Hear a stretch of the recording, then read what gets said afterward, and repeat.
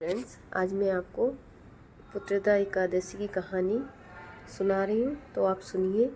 और सभी को ये एकादशी करनी चाहिए। ऐसे तो सभी साल की 24 एकादशियाँ करनी चाहिए, पर ये पुत्रदा एकादशी जिनके पुत्र नहीं होते हैं वो लोग एक एकादशी करते हैं। तो इसका महत्व सुनिए, कहानी सुनिए, और कहानी अच्छी लगे तो लाइक कमेंट शेयर ज़रूर करिए। चलिए आइए सुनते हैं। श्री युधिष्ठिर कहने लगे कि हे भगवान, मैंने श्रावण माह के पक्ष की कृष्ण पक्ष की कामिका एकादशी का विस्तार वर्णन सुना। अब आप मुझे श्रावण शुक्ल एकादशी का क्या नाम है, व्रत करने की विधि तथा इसका महात्म्य कृपया करके बताइए। मधुसूदन कहने लगे कि इस एकादशी का नाम पुत्रदा एकादशी है। इस एकादशी को पवित्रता एकादशी भी कहते हैं। पुत्रदा एकादशी का व्रत करने वाले व्यक्ति को पूजा के बाद श्रावण पुत्रदा व्रत की कथा जरूर सुननी चाहिए। ऐसा करने से व्रत पूर्ण होता है और मनोकामनाएं पूर्ण होती हैं। अब आप शांति पूर्वक इसकी कथा सुनिए। इसके सुनने से ही मात्र यज्ञ का फल प्राप्त होता है। सुनिए अब एकादशी की कथा। द्वापर युग के आरंभ में महेशमती नाम की एक नगरी थी, जिसमें महीजित नाम का राजा राज्य करता था। लेकिन पुत्रहीन होने के कारण राजा को राज्य सुखदायक नहीं लगता था। उसका मानना था कि जिसके संतान ना हो उसके लिए यह लोक और परलोक दोनों ही दुखदायक होते हैं। पुत्र की सुख प्राप्ति के लिए राजा ने अनेक उपाय किए, परंतु राजा को पुत्र की प्राप्ति नहीं हुई। वृद्धावस्था आती देखकर राजा ने प्रजा के प्रतिनिधियों को बुलाया और कहा कि प्रियजनों, मेरे खजाने में अन्याय से उपार्जन किया हुआ धन्य नहीं है। ना मैंने कभी देवताओं तथा ब्राह्मणों को धन छीना है। किसी दूसरे की धरोहर भी मैंने नहीं ली। प्रजा को पुत्र के समान पालता रहा। मैं अपराधियों को पुत्र तथा बांधवों की तरह दंड देता रहा। कभी किसी से घृणा नहीं की, सबको सम्मान से माना है। सज्जनों की सदा पूजा करता हूँ। इस प्रकार धर्म युक्त राज्य करते हुए भी मेरे पुत्र नहीं है। मैं अत्यंत दुख पा रहा हूँ। इसका क्या कारण है? राजा महीजित की इस बात को विचारने के लिए मंत्री तथा प्रजा के प्रतिनिधि वन को गए। वहाँ बड़े बड़े ऋषि मुनियों के दर्शन किए। राजा की उत्तम कामना की पूर्ति के लिए किसी श्रेष्ठ तपस्वी मुनि को देखते रहे।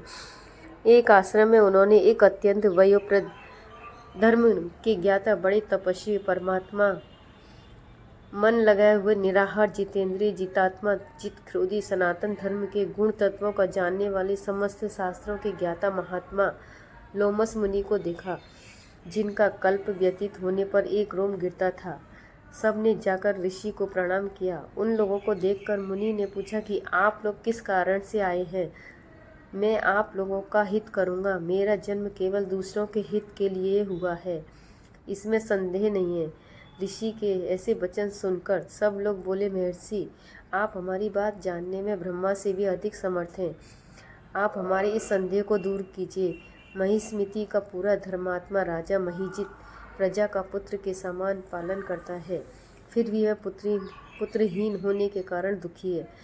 उन लोगों को आगे कहा कि हम लोग उसकी प्रजा हैं, अतः उसके दुख से हम भी दुखी हैं।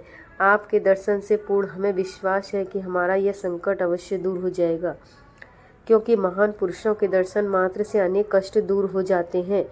अब आप कृपा करके बताइए, राजा के पुत्र होने का उपाय बताएं।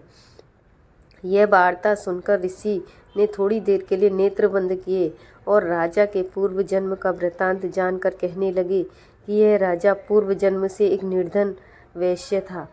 निर्धन होने के कारण इसने कई बुरे कर्म किए। यह एक गांव से दूसरे गांव में व्यापार करने जाया करता था। एक समय ज्येष्ठ मास के शुक्ल पक्ष की द्वादशी के दिन मध्याह्न के समय जबकि वह 2 दिन से भूखा प्यासा था, एक जलाशय पर जल पीने गया। उसी स्थान पर एक तत्काल की ब्याही हुई प्यासी गौ जल पी रही थी।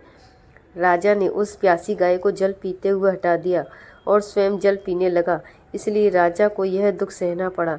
एकादशी के दिन भूखा रहने से वह राजा और प्यासी गौ को जल पीते हुए हटाने के कारण पुत्र का वियोग का दुख सहना पड़ रहा है।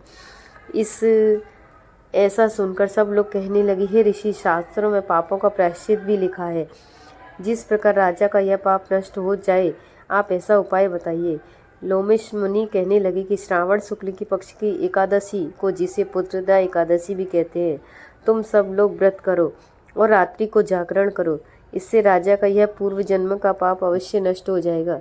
साथ ही राजा को पुत्र की अवश्य प्राप्ति होगी। लोमेश ऋषि के ऐसे वचन सुनकर मंत्रियों के सहित सारी प्रजा नगर को वापस लौट आई।